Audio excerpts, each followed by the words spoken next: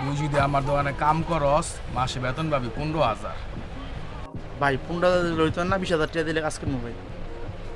Viva দেখ 15,000 টাকা করবি নি, কম না কইলাম। না ভাই হইতো না, 20,000 টাকা দিলে কাজ করবো নিজের দোকান মনে করিয়া হইলে আসতে পারেন।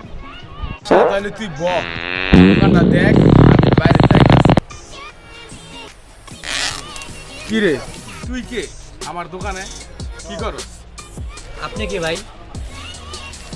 আমি কে মানে আমি সেই দোকানের মাহাজন, আর যেটা কামে রাখলাম সেটাই খুব। তো ভাই কি হয়েছে? এই বেটা ওই কে? কি রে রাখলাম আমি তোরে কামে, এটা কেডা? ভাই বলো তো, আমি রাখছি।